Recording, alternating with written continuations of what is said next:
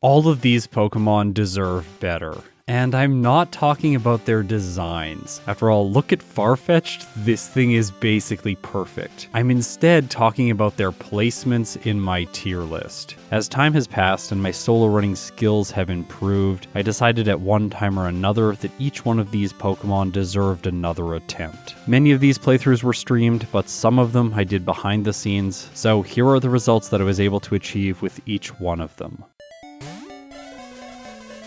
Okay, we're going to start off with Hypno, which was my Pokemon Yellow Halloween stream in 2023. Just as we get into the footage, I want to address Electrode vs Magneton, because that was originally the video that was supposed to be released this weekend. The reason for the delay is pretty simple: electric types in yellow version. I'm still not satisfied with where the video is at, and I need to continue doing filming as well as voiceover. When I'm working on large versus videos, I always prioritize quality over everything else, so I don't want to rush the release. Thanks for understanding. Now let's talk about these rankings. My normal style is to be detail-oriented and exhaustive. That said, I've already taken a very detail-oriented look at all of these Pokemon in former videos. So today, I hope you'll permit me to be a little bit more broad in my strategical discussions. I want to be able to convey to you the key pieces of insight that allowed me to achieve much better results with each one of these Pokemon. And yes, spoiler results, all of them are going to get better placements,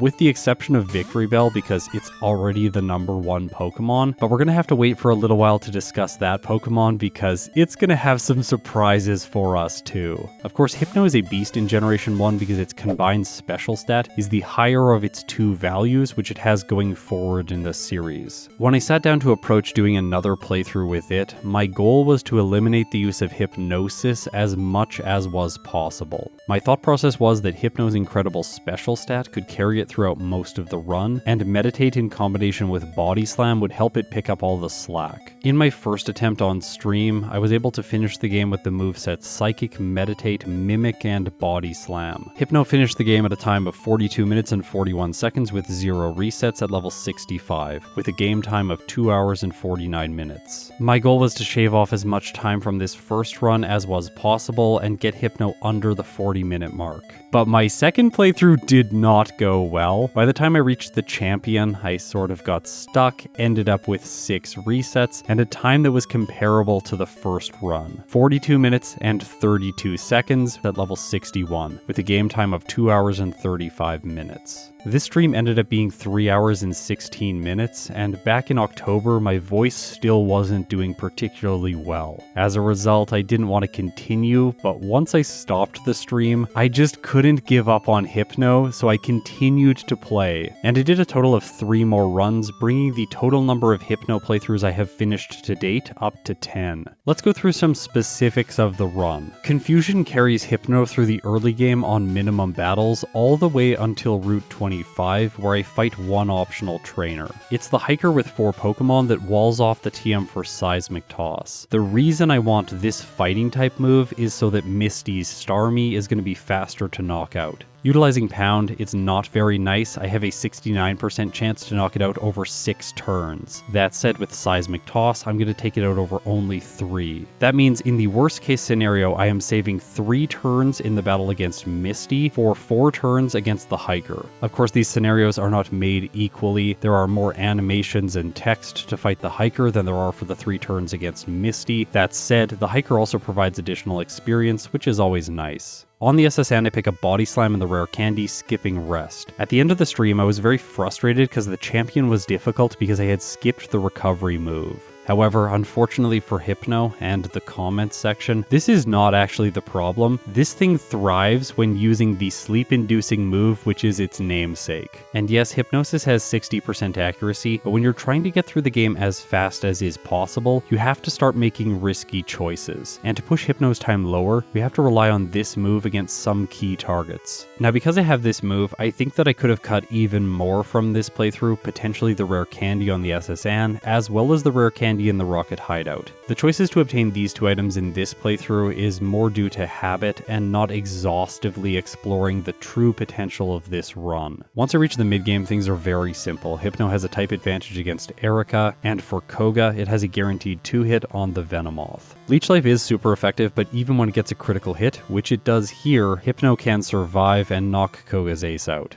I defeat the Machoke Rocket in Sylph so that I gain access to one more rare candy, and then after the Arbok trainer, Hypno levels up, giving me the perfect opportunity to use 7 rare candies, boosting the Psychic type's level to 43 before facing the rival. Without these candies, I have a lot of 2-hits against his team members, the Sandslash, the Cloyster, it's just not that good. But at the higher level, Hypno has a decent chance of one-shotting. Meditate and Body Slam solve Sabrina as well as Blaine, and then in Giovanni's gym, I face one optional trainer, leveling up to 48 before facing him. Again, this is probably something that could be cut. The problem with this fight is that Hypno just doesn't have enough speed. The Dugtrio can use Sand Attack or Fissure. I reset right away when I got hit by the accuracy lowering move, but in the second fight it happens again, and I did decide to play this one out. With Meditate fully set up, my attack stat is ridiculous, and I sweep his team with relative ease. Do note that against his Rhydon, I put it to sleep. This is because with -1 defense, my Hypno will be knocked out with good damage ranges from Earthquake. That said, I think the superior play is just to use Psychic, because if I crit, I would one-shot the Rhydon. Lorelei's next, and she's fairly straightforward. I think Hypnosis at the beginning is the superior choice, because the Dugong can sleep longer if I inflict the status rather than it using rest. Even if I take a lot of damage here, it won't matter, because I'm going to set up with Meditate and then sweep her team. The Dugong is going to sometimes use Bubble Beam, which can drop my speed, so I'm not tied with the Jinx anymore. In the end, this doesn't matter, and I move on to her ace, Lapras. And that's where this fight gets really frustrating, because Body Slam crits, meaning it does less damage because it is bypassing all of my beneficial stat changes, and as a result, Hypno has a reset. In the next fight, things are so much smoother, so I make it by Lorelei, and then the next trainer in the league is essentially Lance. Well, Agatha does actually land a Hypnosis, and things get really sketchy, but Hypno just barely pulls through on 6 hit points. The Dragon Master is fairly straightforward, as long as the Gyarados doesn't get a critical hit with Hyper Beam.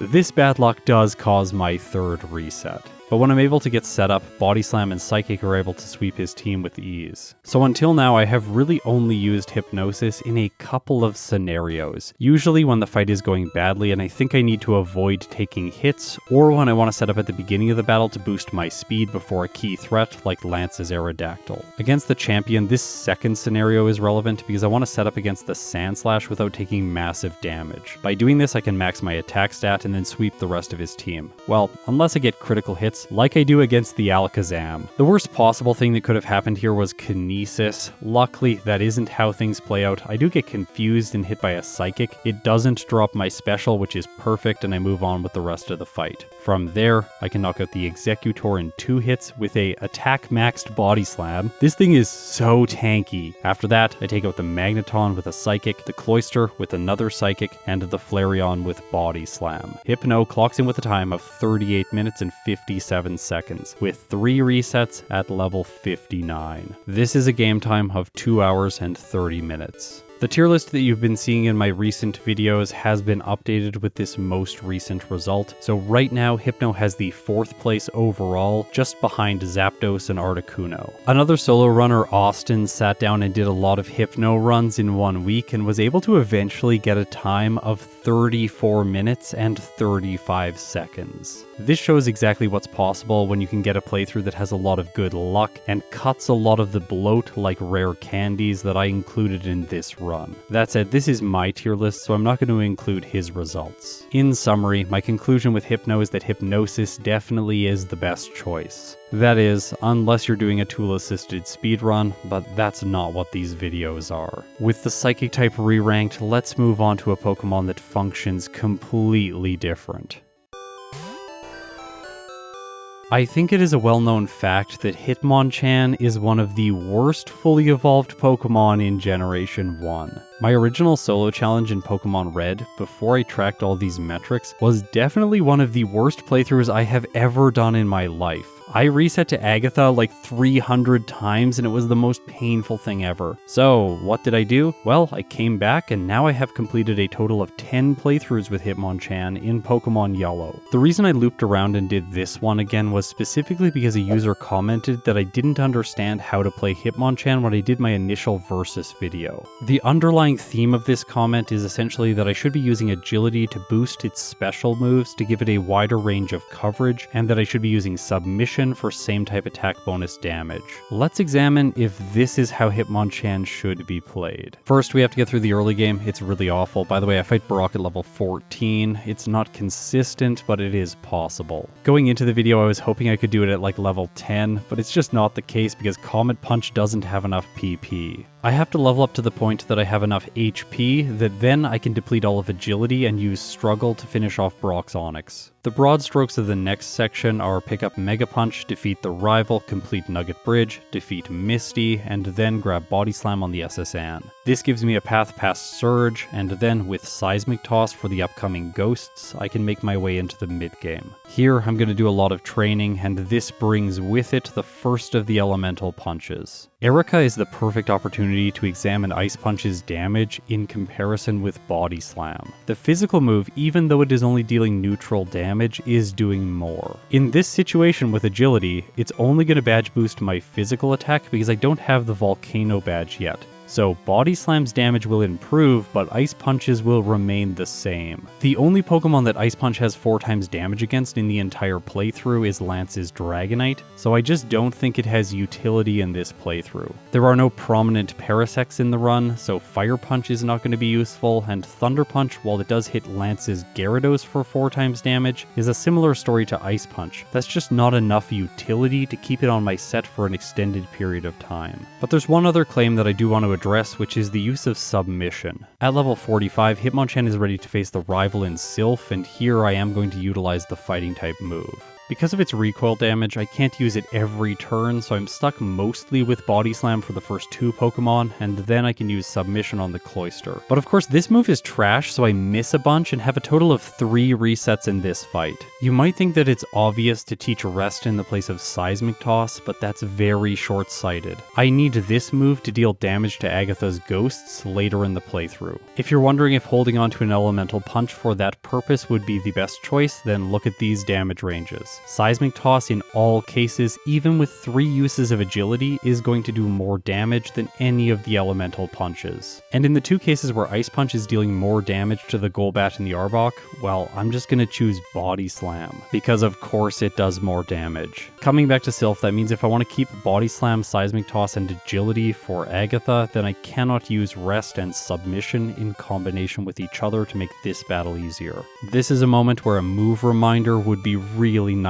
in Generation 1. Now I completed Sylph before doing anything else because this gives me access to the TM for Mimic, which I'm immediately going to use against Koga. His first Venonat knows the move Sleep Powder, and instead of training Hitmonchan up to a ridiculous level, I can steal this move, outspeed all of his Pokemon which know Psychic moves, put them to sleep, and then knock them out with Body Slam. By the way, I really love this strategy. It is definitely one of my favorites in this video. Because Hitmonchan is truly awful, I pick up the Power Plant Rare Candy, giving it access to 12 throughout the entire run. Next I take on Sabrina, who is not that bad just because I have agility and Body Slam. After that, I manage Blaine, who is fairly scary, and then I go up against Giovanni. There will be at least one person here who tells me that I should be mimicking Earthquake instead of stealing Double Team and setting up with it, but I did not find that to be the superior strategy. With the ground type move, I will not knock out his Nidoqueen, Nidoking, or Rhydon in one hit. Actually, the Rhydon has a chance of surviving and taking a total of 3 turns. If I set up with agility 3 times, then I'll 1-hit both the Nidos and 2-hit the Rhydon. But the time spent setting up means Hitmonchan will take a lot of damage, and then potentially just get knocked out easily. In the end, Double Team is just the most consistent strategy.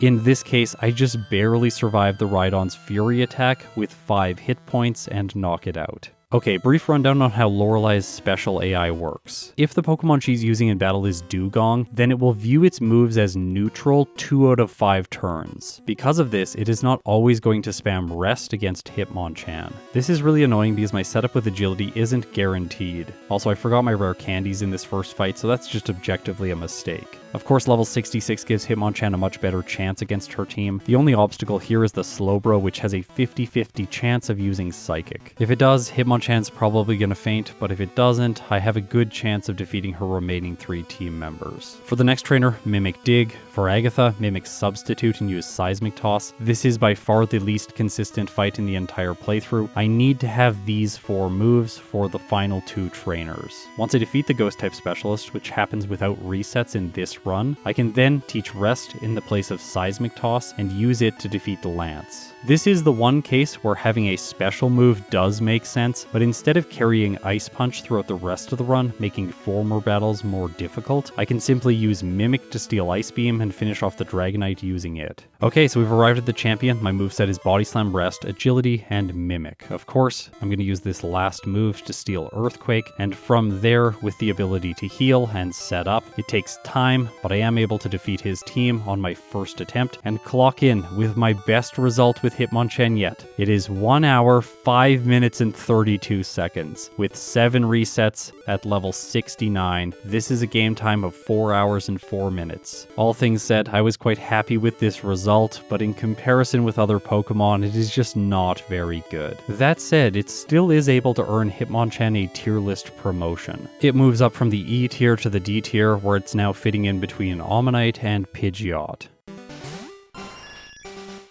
And speaking of this flying type, I also thought that it deserved to be re-ranked. So 1 or 2 days before my wedding on September 9th, I decided to give it several more playthroughs to see what was possible. The last publicly available Pidgeot results that I have posted were in a live stream around this time last year. Utilizing Hyper Beam at the end of the game, I was able to get its time down to 1 hour, 6 minutes, and 29 seconds. The thing is, this TM costs so much time, somewhere around 5 to 7 minutes. The obvious low-hanging fruit is to see if Pidgeot can complete the game without this move. And I knew that it could because Ike the Killer posted a result of 1 hour and 45 seconds with 17 resets at level 70 with a game time of 3 hours and 26 minutes. This is utilizing the set Mimic, Fly, Agility, and Double Edge. In the post alongside this screenshot, he said with good RNG, he thought this run could be 52 or 53 minutes. So yeah, I did mention that I played this run really close to my wedding, and that's just because the curiosity got me. What can a guy do? He's just really interested in seeing how Pokemon do in Yellow version. Okay, so the first major thing that I want to mention about this run is that I'm going to do Brock starting at level 10. This is because with Quick Attack paired with a same type attack bonus Quick Attack, Pidgeot has everything it needs to defeat the Rock type Specialist. The next section of the game has to be Brute Forest utilizing Pidgeot's level up set. Once I reach the SSN, I teach Rest so that I have a little bit more play during fights in case something goes wrong. After that, I am going to face Surge because there is no point backtracking to him. It just wastes way more time, and even if you have 1 or 2 resets here, it'll still be a net neutral exchange. By fighting him now, I have better upside later on in the playthrough. For the self-destructing hiker, I have Sand Attack and Rest. It's a fantastic strategy, by the way, I highly recommend.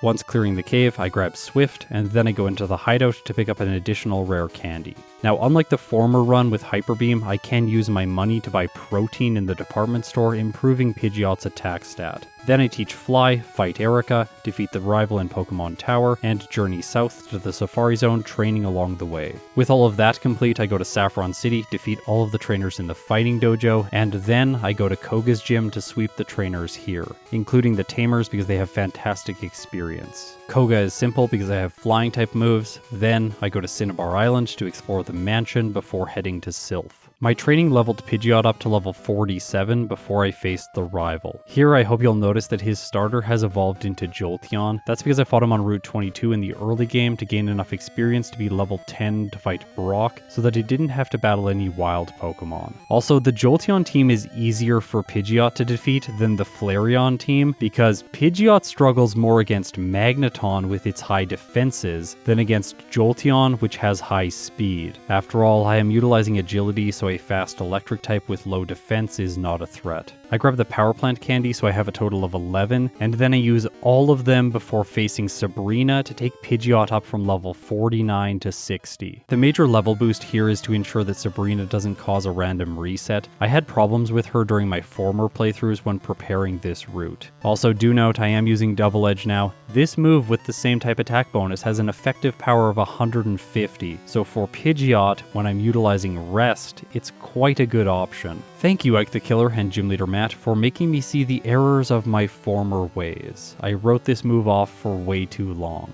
Next I face Blaine because he's terrifying in yellow version, so fighting him after Sabrina made more sense. And then, with a level 61 Pidgeot, I am ready to face Giovanni. Now, I just sang the praise of Double Edge, but I am immediately going to remove it so that I can use Mimic to steal Earthquake, and then this move can be utilized to sweep Giovanni's team. Yes, I do not need Double Edge for the remainder of the league, there are always better options. For example, against the rival on Route 22, I can Mimic Slash, which gets the same type attack bonus and always crits due to Pidgeot's high base speed. Okay, so Lorelei is the trainer that Pidgeot struggles against the most in the entire run if we are trying to go as fast as is possible. In order to make this fight consistent, I would have to level up so significantly that it would ruin the final time. Do note the timer when I go into this battle with no resets. It is under 50 minutes and significantly so. At first, it appears there is no hope for Pidgeot at all. Utilizing Fly, Pidgeot can dodge Dugong's first attack, hit it, and then cause it to fall asleep when it uses Rest on the second turn.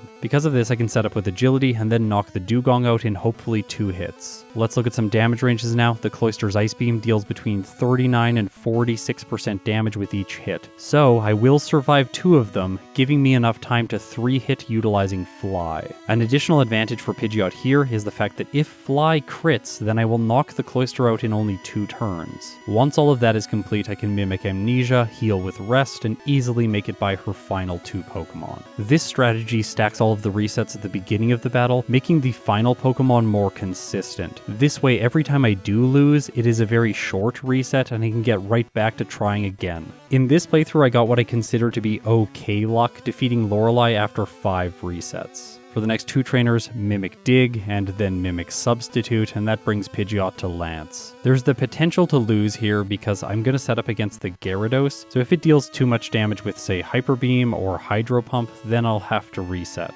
The reason I'm setting up here is so that I can steal Gyarados' Hyper Beam, and then with Badge Boosts, sweep Lance's remaining Pokemon. Notably against the Aerodactyl, I only have a 15% chance to 1-hit in the case that I crit, but that's what Pidgeot gets today, so we're moving on to the champion. Before this battle I used a single rare candy, so now I'm level 67. With Agility and Rest, I can set up with Impunity against the Sandslash, and then steal Earthquake so I have super effective damage against his Ninetales and Jolteon. After healing, I knock the Sandslash out using Fly twice, then Alakazam goes down to a single Earthquake. I heal on the Executor, knocking it out with a single Fly, and I continue using this move against Cloyster. It does just under half, but I have enough health to survive both of its hits. As a result, I move on to his final 2 Pokemon, but they do no Quick Attack. That said, I survived the first one with 16 HP. Jolteon comes out, its AI doesn't know about priority, and as a result, it is always going to use Thunder Wave or Thunder. So, Pidgeot hits with Earthquake and finishes the champion off with a time of 53 minutes and 11 seconds, 6 resets at level 68 with a game time of 3 hours and 22 minutes. This is a major improvement to Pidgeot's former 1 hour and 6 minute time. With these results, it jumps up from the D tier, passing the C tier entirely, and earns itself a place in the B tier just behind Electabuzz and just ahead of Weezing. By the way, if you've been paying really close attention to this tier list, you will have noticed that Lapras has just suddenly shown up. So yeah, let's talk about some playthroughs that I did with it.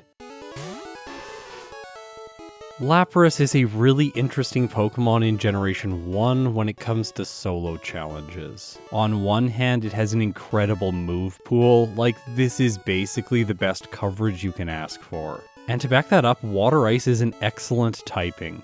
But on the other hand, it has a slow growth rate, and its stats are just kind of middle of the road.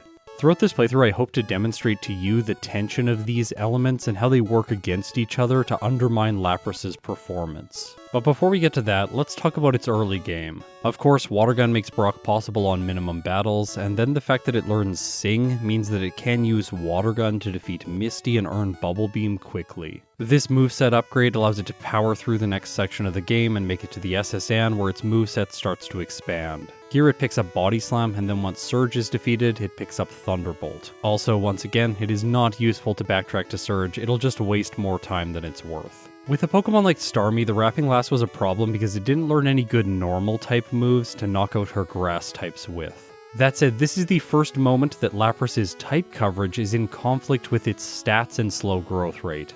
Because of how fast I've been able to go in the early game, my Lapras is only level 24 by the time it makes it to this fight, and that means Body Slam only has an 11.7% chance to knock out the Oddish in one hit. This exposes it to quick resets in the case that it gets paralyzed, and I have a total of 1 in this run. In Celadon City, its moveset really gets built out because I can learn Ice Beam in the place of Water Gun, and then Psychic in the place of Bubble Beam. A common rule of thumb I like to play by is that water moves are not very good in the mid-game of Pokemon Yellow, so I typically don't teach Surf and I let go of Bubble Beam as soon as is possible. In this case, Ice Beam is useful coverage for Erica, then Body Slam helps against the jugglers in Koga's gym, Psychic is useful for the Poison-type specialist, and then I teach Surf over Body Slam so that I can manage Blaine. By this point, fighting Sabrina is sort of sketchy because my Lapras is only level 47, despite me doing extra training. Making matters worse is the fact that Sabrina's Pokemon all have good special stats, and my set is exclusively special moves. I had resets here when doing other playthroughs with Lapras, but today there are none. Of course, Giovanni, who follows, is completely trivial. The rival on Route 22 is not the same though. In this case, if the Execute causes paralysis, then the rest of the fight gets much more difficult because Magneton is really good, and following it, the Kadabra and Flareon can deal out little bits of damage which sometimes cause a reset. In this case, I have 1 here. Now I should mention with the slow growth rate, I am saving my rare candies until in front of Lorelei because I want to have the best damage ranges possible throughout the league. Most specifically, I need a good damage range against the champion's Magneton. If you're wondering why I didn't face the rival on Route 22 so that I could face the Jolteon team, well, I don't actually think that that's a better strategy for Lapras because it's not a fast Pokemon, so I'm not guaranteed to move first against the champion's ace. Plus, there is the chance of losing the battle on Route 22 because Lapras would only be level 6 for it, and he has a level 9 and level 8 Pokemon. Plus, if I lose to the Jolteon, I end up losing more time than losing earlier into the battle against the Magneton. In the end, doing things this way will have the lowest possible finish time, but it might be slightly riskier. After all, the Jolteon can use Thunder and Miss. Before Lorelei, I use 11 rare candies, bringing Lapras up to level 61, and then I can stomp her team using Thunderbolt. In the next room, there is of course the Hiker. I rarely talk about damage ranges here, but today I really do want to go through them. Of course, Surf is going to one-hit both of the Onix, and Psychic one-hits both of the Hitmons. That said, the Machamp has decent special,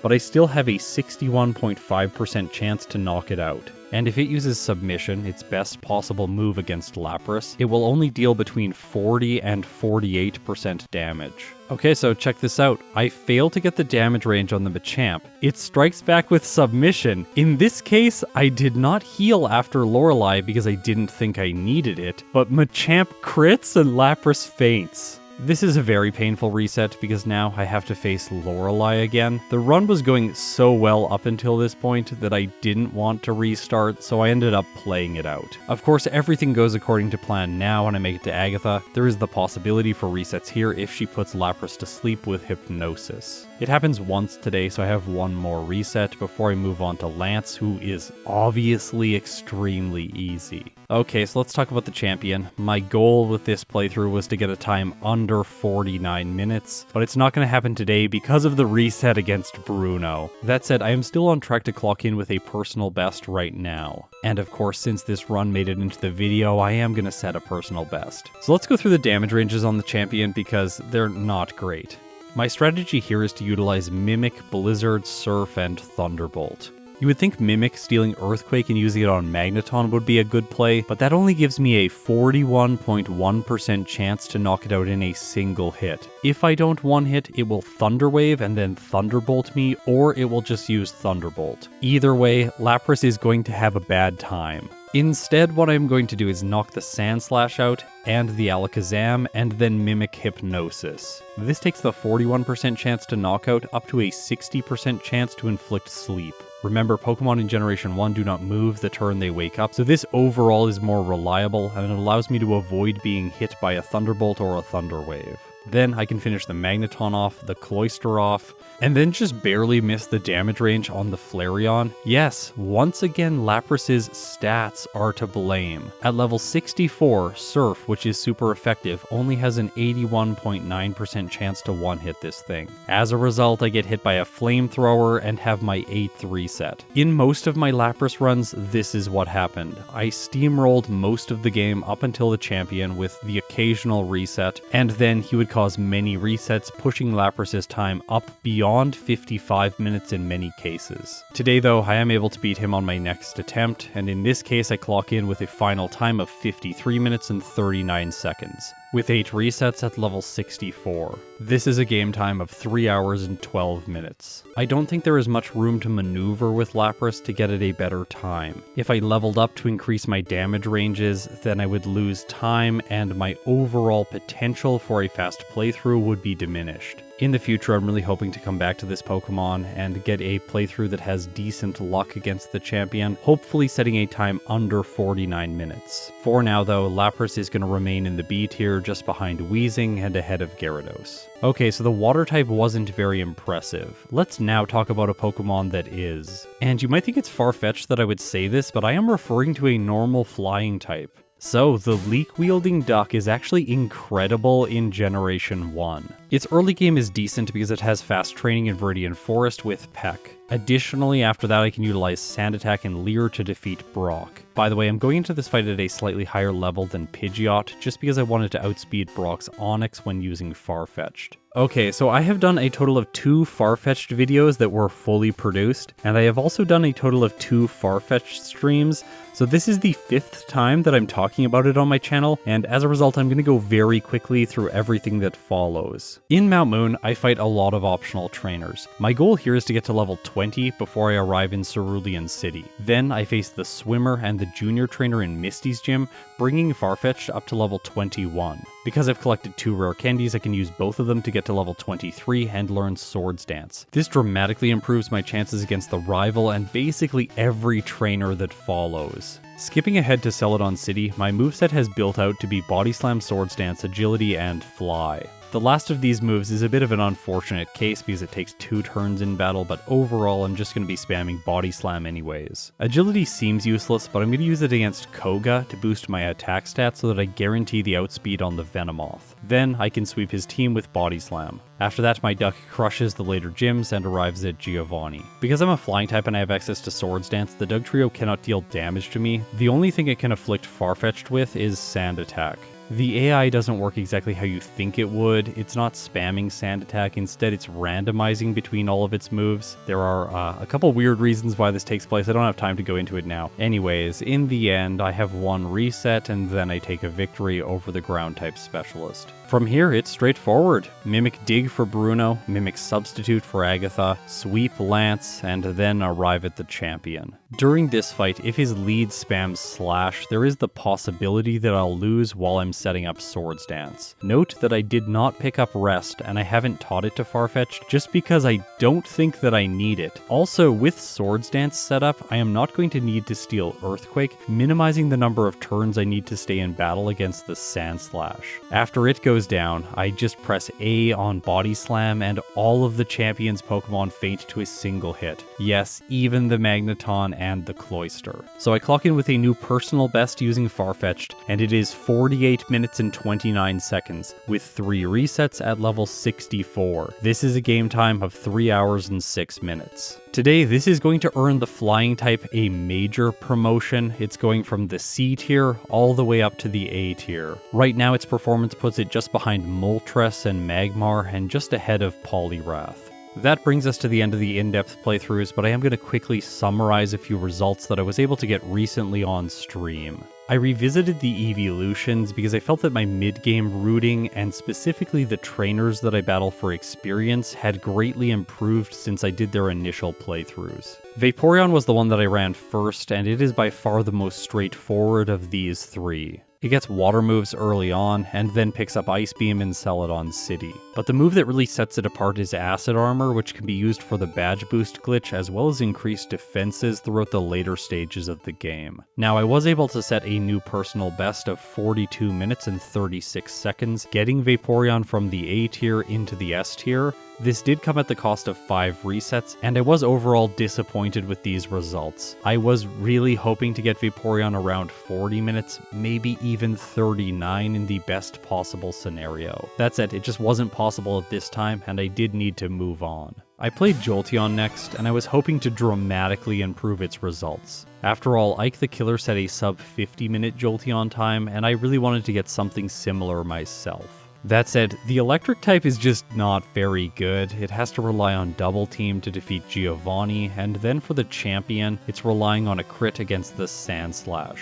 The alternative strategies for the champion's Sandslash are not very good. Hyper Beam is one of them. I could also use Toxic in combination with Rest and level up a little bit more. Overall, these are not going to give me the lowest possible time, so I didn't go for them. Plus, the Sandslash has a decent critical hit chance, and using Toxic ends up being very risky. I figured that with a high base speed stat, it would be able to get things done in this way, but unfortunately for Jolteon, while I do set a personal best, it comes at a great cost. My final time is 56 minutes and 4 seconds with 16 resets. I finished at level 68 with a game time of 3 hours and 20 minutes. I'll definitely be coming back to this one in the short term to try to push for a better time because I think it deserves better results than the C tier. For now, it's stuck just behind Arcanine. And these two doggos are honestly made for each other. They're both quite awful in Pokemon Yellow. But you know what Pokemon is not actually awful?